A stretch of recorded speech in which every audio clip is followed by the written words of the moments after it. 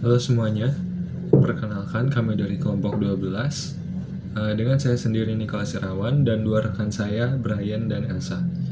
Di kesempatan kali ini, kami akan membahas mengenai hukum perdagangan internasional. Yang pertama, ada pengertian perdagangan internasional. Perdagangan internasional adalah perdagangan yang dilakukan oleh penduduk suatu negara dengan penduduk negara lain atas dasar kesepakatan bersama. Penduduk yang dimaksud dapat berupa antar perorangan, individu dengan individu, antar individu dengan pemerintah suatu negara, atau pemerintah suatu negara dengan pemerintah negara lain. Selanjutnya, ada manfaat perdagangan internasional. Yang pertama, menjalin persahabatan antar negara. Lalu yang kedua, memperoleh barang yang tidak dapat diproduksi di negeri sendiri. Banyak faktor-faktor yang mempengaruhi perbedaan hasil produksi di setiap negara.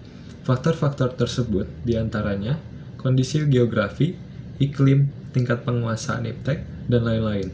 Dengan adanya perdagangan internasional, setiap negara mampu memenuhi kebutuhan yang tidak diproduksi sendiri. Lalu yang ketiga, memperoleh keuntungan dari spesialisasi. Sebab utama kegiatan perdagangan luar negeri adalah untuk memperoleh keuntungan yang diwujudkan oleh spesialisasi. Walaupun suatu negara dapat memproduksi suatu barang yang sama jenisnya dengan yang diproduksi oleh negara lain, tapi ada kalanya lebih baik apabila negara tersebut mengimpor barang tersebut dari luar negeri. Lalu selanjutnya, ada tujuan hukum perdagangan internasional. Yang pertama, mencapai perdagangan yang stabil. Yang kedua, meningkatkan volume perdagangan dunia dengan menciptakan perdagangan yang menguntungkan pembangunan ekonomi semua negara. Lalu yang ketiga, meningkatkan standar hidup manusia. Yang keempat, meningkatkan tenaga kerja. Lalu mengembangkan sistem perdagangan multilateral. Lalu selanjutnya, meningkatkan pemanfaatan sumber-sumber kekayaan dunia. Lalu selanjutnya, faktor pendorong perdagangan internasional.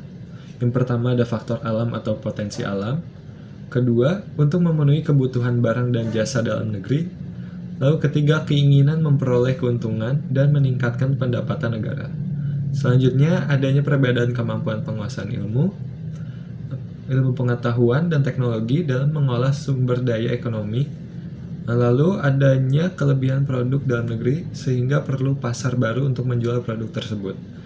Lalu adanya perbedaan keadaan seperti sumber daya alam, iklim, tenaga kerja, budaya, dan jumlah penduduk yang menyebabkan adanya perbedaan hasil produksi dan adanya keterbatasan produksi. Lalu adanya kesamaan selera terhadap suatu barang. Lalu selanjutnya keinginan membuka kerjasama, hubungan politik, dan dukungan dari negara lain. Lalu yang terakhir terjadi di era globalisasi sehingga tidak satu negara pun di dunia dapat hidup sendiri. Berikut saya akan menjelaskan prinsip dasar hukum perdagangan internasional. Yang pertama ada kebebasan berkontrak atau freedom of contract. Yang kedua ada facta sunt servanda. Yang ketiga ada penyelesaian sengketa melalui arbitrase. Dan yang keempat ada kebebasan komunikasi. Kelemahan hukum perdagangan internasional yaitu pertama bersifat pragmatis dan permisif.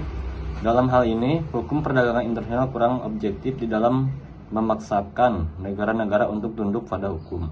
Yang kedua, bersifat mendamaikan dan persuasif. Artinya, tidak memaksa sehingga memungkinkan perkembangan hukum di tengah krisis. Berikutnya yaitu Organisasi Perdagangan Dunia atau WTO. Pada 1995, WTO sebuah organisasi internasional resmi untuk mengatur perdagangan. Pendirian organisasi ini merupakan peristiwa paling penting dalam sejarah hukum perdagangan internasional. Persetujuan umum mengenai tarif dan perdagangan barang, GATT atau General Agreement of Tariff and Trade.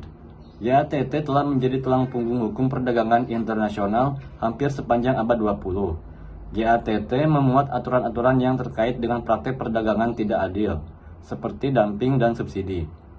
Yang kedua dimaksudkan sebagai upaya untuk memperjuangkan terciptanya perdagangan bebas, adil, dan menstabilkan sistem perdagangan internasional, dan memperjuangkan penurunan tarif bea masuk serta meniadakan hambatan-hambatan perdagangan lainnya. GATT atau General Agreement on Tariffs and Trade atau Perjanjian Umum tentang Tarif-Tarif dan Perdagangan didirikan pada tahun 1948 di Jenewa, Swiss.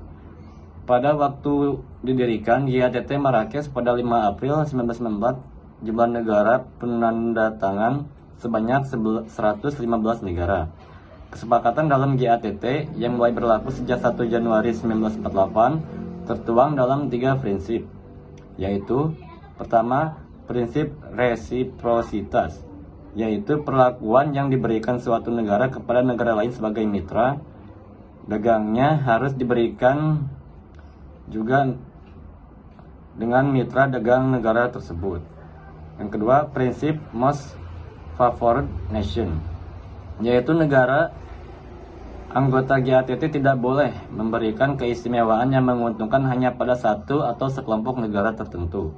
Dan yang ketiga yaitu prinsip transparansi, yaitu perlakuan dan kebijakan yang dilakukan suatu negara harus transparan agar diketahui oleh negara lain. Tujuan GATT yaitu pertama, meningkatkan taraf hidup umat manusia, yang kedua meningkatkan kesempatan kerja, yang ketiga meningkatkan pemanfaatan kekayaan alam dunia, dan yang keempat meningkatkan produksi dan tukar menukar barang. Di sini saya akan menjelaskan tentang WTO. WTO adalah organisasi internasional yang mengawasi banyak persetujuan yang mendefinisikan aturan perdagangan di antara anggotanya. WTO dibentuk oleh negara-negara di dunia, termasuk Indonesia. WTO secara resmi berdiri pada tanggal 1 Januari 1995, tetapi sistem perdagangan itu sendiri telah ada setengah abad yang lalu. Sejak tahun 1948, General Agreement on Traffic and Trade atau GATT, Persetujuan Umum mengenai Tarif dan Perdagangan, telah membuat aturan-aturan untuk sistem ini. Sejak tahun 1948 sampai 1994, sistem GATT membuat peraturan-peraturan mengenai perdagangan dunia dan menghasilkan pertumbuhan perdagangan internasional tertinggi. Tugas utama WTO, mendorong perdagangan bebas dengan mengurangi dan menghilangkan hambatan-hambatan perdagangan seperti tarif dan non-tarif. Misalnya regulasi, menyediakan forum perundingan perdagangan internasional, menyelesaikan sengketa dagang, dan memantau kebijakan perdagangan di negara-negara anggotanya. Subjek hukum dapat dikategorikan negara, organisasi internasional, individu, dan bank. Sumber hukum perdagangan internasional. Yang pertama, perjanjian internasional. Yang kedua, hukum kebiasaan internasional.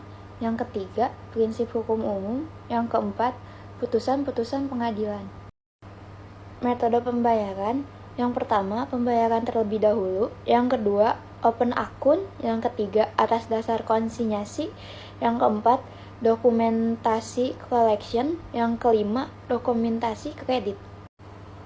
Forum penyelesaian sengketa. Yang pertama ada negosiasi, yang kedua ada mediasi, yang ketiga ada konsiliasi, yang keempat ada arbitrase, yang kelima ada pengadilan.